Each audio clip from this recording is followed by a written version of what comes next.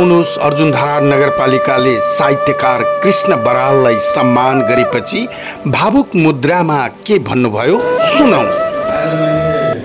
धेरै बोलिराख्नुपर्छ जस्तो लाग्दैन र यो 5औं वर्षको यो सम्मान ग्रहण गर्दैछु म र यो मैले अघि मेरो परिचयको क्रममा पहिले पनि पुरस्कार ग्रहण गरेको कुरा उल्लेख गर्नु बाँकी छ। मेरो यो घरको सम्मान कुनै पनि व्यक्ति घरबाट बाहिर निस्किँदाखेरि घरबाट सम्मानित छैन भने त्यो कहीँ पनि त्यसले सम्मान प्राप्त गर्दैन। म त्यस अर्थमा मैले योभन्दा अगाडि ग्रहण गरेका सबै सम्मानहरू मध्ये यो सम्मानलाई म एकदम हृदय साथ ग्रहण गरेको छु यसैले। र यो कार्यक्रम यसपालिको कार्यक्रम नगर प्रमुखको व्यस्तताको बावजुद उहाँले निर्देशन दिएर उपमेयरज्यूले निर्देशन दिएर र आफू उपमेयरज्यू त स्वयं संस्था स्वरूप समितिको संयोजक भएर उहाँले काम गरिदिनु भयो।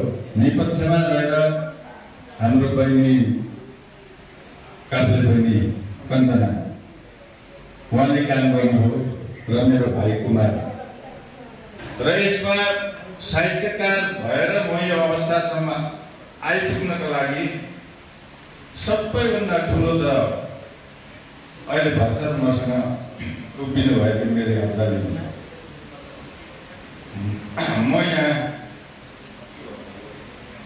उसैले सहयोग गरेर म यहाँसम्म आइपुगेँ। मेरो घर परिवार उसले नतान्दिएको भए म यो स्थानमा रोक्ने अवस्था नै रहन्थ्यो। त्यसकारण यसको सम्पूर्ण श्रेय म मेरो श्रीमतीलाई मैले आजसम्मका सम्मानहरूमध्ये सबैभन्दा गतिलो सम्मान ग्रहण गरेर मैले अवगत गरेँ।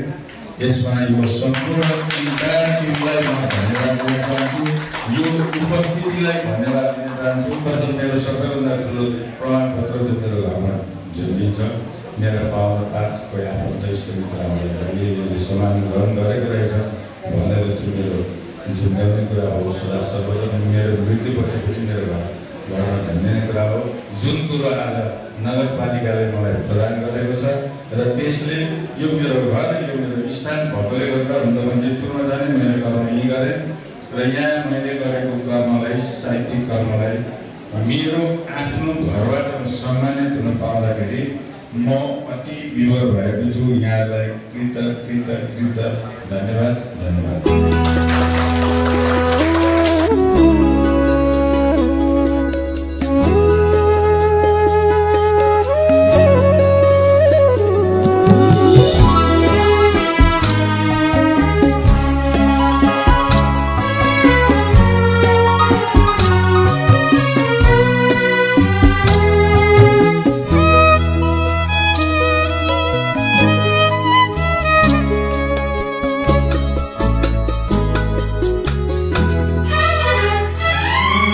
बिहान उठने बित्तिकै हिमाल देख्न पाइयोस्, यी हातले सधैँ नेपाल लेख्न पाइयोस्, नेपाल लेख्न पाइयोस्।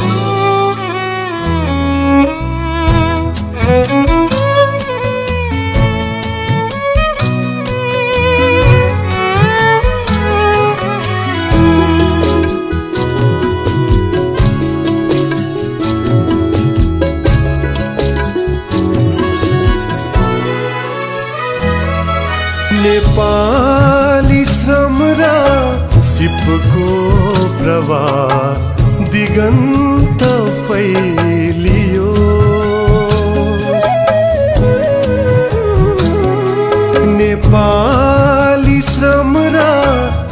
शिवको प्रवाह दिगन्त फैलियोस्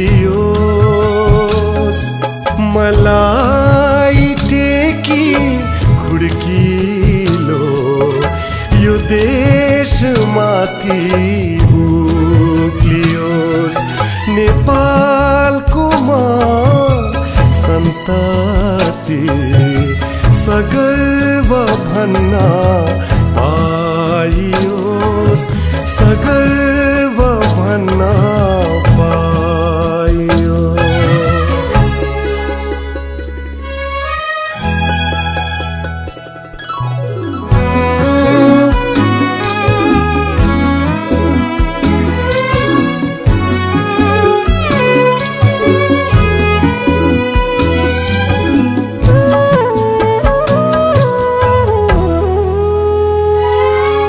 मलाई छैन चाहना मरेर स्वर्गमा पुगौँ मलाई छैन चाहना मरेर स्वर्गमा पुगौँ छ कामना यही मेरो बरु म नर्कमै परूँ जहाँ पुगे पनि तर नेपाली भेट्न पाइयोस् नेपाली भन्न पाइयोस्